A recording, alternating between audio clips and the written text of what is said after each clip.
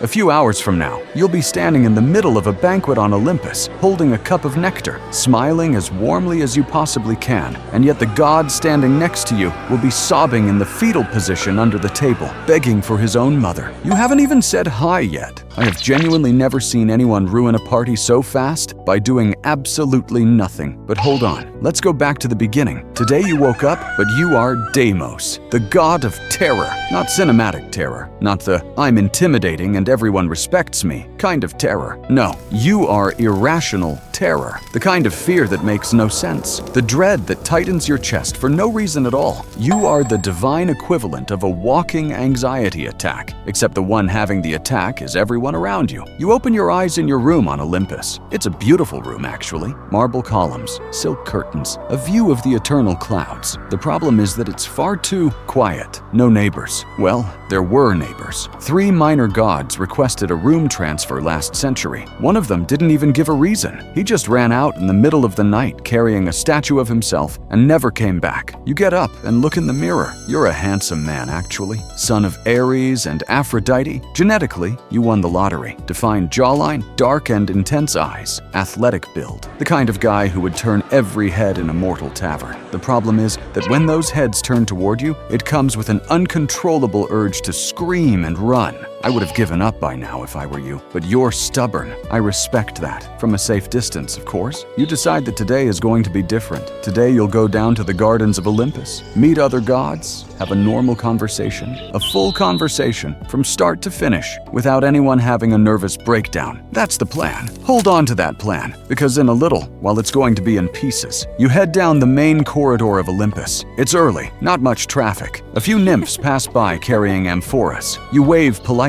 One of them drops her amphora. Another freezes with her eyes wide open. The third simply faints. You didn't even open your mouth. You literally just moved your hand. In the gardens, Hermes is sitting on a stone bench, adjusting his winged sandals. Perfect. Hermes is sociable, talks to everyone. If anyone can have a normal conversation with you, it's Hermes. You approach. Hermes looks up. You see the exact moment his eyes shift from, "Oh, good morning," to "Something terrible is about to happen to me in the next 3 seconds." He doesn't know why. You're literally smiling. But Deimos' smile is like a silent fire alarm. Nobody hears it, but everyone feels it. "Beautiful day, isn't it?" you say, in the most casual voice you can manage. Hermes swallows hard. His eyes are slightly wet. His hands are trembling. His winged sandals are already flapping their little wings frantically, ready to take off at any moment. "Yes, beautiful. I have to go. Deliver things to places far away." Hermes disappears so fast, he leaves a small crater in the stone bench. You look at the empty bench. You look at the space where Hermes used to be. You sigh again. I need to tell you something. At this moment, something shifts in your face. It isn't anger. It isn't exactly sadness. It's the expression of someone who already knew this was going to happen and tried anyway. It's the same face mortals make when they open the fridge for the 3rd time, hoping food has materialized out of nowhere. Except in your case, the fridge is human interaction. You decide to try a different approach. Maybe the problem is the direct approach. Maybe you need some context. A group activity, something where more people around dilute the effect. In the gardens, a group of muses is rehearsing. 9 muses, all focused, lots of people. Surely the panic spreads thinner across a large group, right? Wrong. You walk to about 30 meters away and sit quietly on a rock, not saying anything, just existing in the vicinity. Within 45 seconds, Melpomene, the muse of tragedy, starts crying. Terpsichore stops dancing because her legs are shaking. Calliope forgets the poem she was reciting, a poem she herself wrote 300 years ago. And Thalia, the muse of comedy, is trying to laugh, but the sound that comes out is that nervous laugh of someone who is 2 seconds away from a panic attack. You are 30 meters away. Your radius of influence is worse than I thought. You get up and leave before the rehearsal turns into a group therapy session. As you go, you hear Polyhymnia whisper, "I don't know what that was, but I want my mom." These are millennia-old goddesses, for context. The morning passes, and you haven't managed to hold a conversation that lasted more than 1 sentence. But look, you're stubborn, and I respect stubborn people, especially when the stubbornness guarantees that the situation is about to get much worse. You hear that Hephaestus is working in the forge. Hephaestus, the god who lives in isolation, hammering metal all day. If anyone understands loneliness, it's him. Besides, the forge is loud. Maybe the sound of metal drowns out the terror effect you cause. You head down down to the forge with a pathetic little spark of hope in your chest. Hold on to that spark of hope. It's about to be destroyed. You enter the forge. The heat is intense. Hephaestus has his back to you, hammering a piece of armor. He hasn't seen you yet. You clear your throat. Hephaestus turns, and there, something happens that I need to describe carefully, because it is simultaneously sad and hilarious. Hephaestus, the god of the forge, the guy who works with molten metal every day, who took a beating from his own father, who was thrown off Olympus and survived, this guy looks at you and takes a step back. Hephaestus, the god who is literally afraid of nothing, feels fear of you.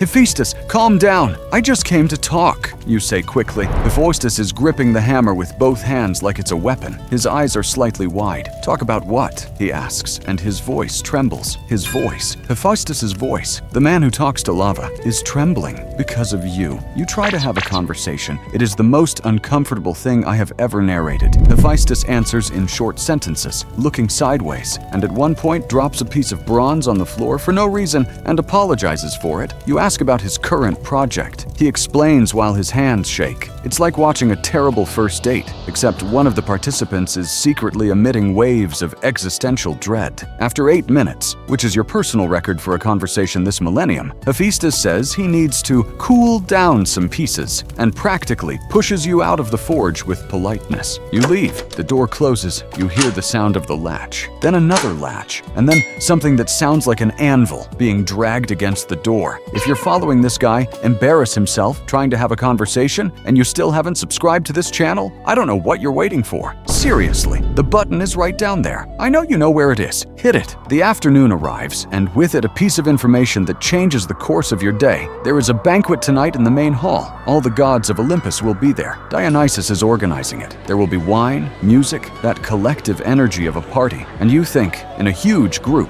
with everyone distracted and drunk, maybe the terror effect gets diluted. Maybe nobody will notice. Maybe you'll finally manage to talk to someone for more than 8 minutes. You get ready. You pick your best tunic. You practice facial expressions in the mirror. Open smile. No, too intense. Light smile. No, looks like you're plotting something. Medium smile. Corner of the mouth. No, that's worse. You give up on smiling and settle for neutral expression. Deimos' neutral expression still makes mortal children wake up screaming in the middle of the night, but it's the best you've got. Remember the banquet I mentioned at the beginning? The moment has come. You enter the hall. Music is playing. Gods talking, laughing, drinking. Dionysus is on top of a table telling a story. Aphrodite, your mother, is in a corner being admired. Ares is somewhere arguing about military strategy with someone who clearly doesn't want to listen. It's a normal party on Olympus for exactly 4 seconds. Because in the 5th second, someone notices you, and the cascade effect is almost beautiful in how devastating it is. First, the minor god closest to you freezes with the cup at his lips. Then the goddess beside him looks over to see what happened and meets your eyes, and her cup simply slips from her hand. The sound of the cup shattering draws the attention of 3 more gods, who look at you and freeze. Within 30 seconds, there is a semicircle of silence and dread spreading outward around you like a wave. The music hasn't stopped, but nobody near you can hear the music. All they hear is their own heartbeat, and a voice in the back of their head saying something terrible is about to happen. Dionysus, who is drunk enough not to feel fear of anything, stumbles toward you. "Hey, Deimos, bro, you came!" he shouts and hugs you. For 1/10 of a second, you feel hope, someone happy to see you. But then Dionysus lets go, looks into your eyes up close, and his smile begins to fade millimeter by millimeter. The alcoholic joy clashes with the irrational terror. It's like watching 2 fundamental forces of the universe fight in real time on one man's face. The wine says, "Party." Your eyes say, "Something indescribable is approaching." Dionysus stands frozen for 5 seconds, slaps himself on both cheeks, laughs nervously and says, "I'm going to get more wine. A lot more wine." You stand in the middle of the hall, alone, with a cup in your hand. Around you, a 3-meter radius where no one dares to step. Your personal perimeter of divine loneliness. Gods walk past, diverting their paths as if there were an invisible wall. One of them, I swear I'm not making this up, pretended to faint to avoid walking near you. And then comes the saddest and funniest moment of the night. You see your mother, Aphrodite, the goddess of love. If anyone should be immune to your effect, it should be her. She is your mother. She loves you. You know she loves you. She knows she loves you. But when your gazes meet across the crowded hall, Aphrodite hesitates. It's less than a second. It's almost imperceptible, but you see it. That microsecond where even maternal love has to fight against the instinct to run. She recovers quickly. She comes to you. She holds your hand, but you felt it, and I felt it for you. Are you having fun, dear? She asks, with a smile that is genuine, but carries something in its corners. She probably doesn't even notice herself. I am. You lie, because that's what children do when mothers ask if everything is okay. Aphrodite squeezes your hand, and you squeeze back, carefully, because even in tenderness, you're afraid of frightening. The party continues. You drink alone. You watch gods talking, laughing, embracing each other. All the things that social interactions are made of. All the things you cannot have without turning the other person into a clinical case of panic. At some point, someone knocks over a tray of ambrosia near you, and 3 gods sprint out thinking it was an attack. The night ends. You go back to your room in the empty wing of Olympus. You lie down in bed. The silence is absolute. No neighbors, remember? You stare at the marble ceiling and think about what it means to be the god of something nobody wants near them. And I close here, because I've seen enough for one day. The lesson: if anyone ever tells you that the worst part of loneliness is being alone, introduce them to Deimos. The worst part of loneliness isn't being alone. The worst part is being in a hall with 200 gods and being the only thing in the universe that cannot be loved without causing panic. Even his own mother's embrace comes with a microsecond of hesitation. And honestly, I don't know what's more terrifying, Deimos' power or the fact that he would give anything to not have it. And speaking of gods with family issues, tomorrow you'll meet his father, Ares, the god of war, who decided he was going to be a good father. Spoiler, he wasn't, and the damage he caused trying to be affectionate makes Deimos' terror look like a warm hug. See you tomorrow.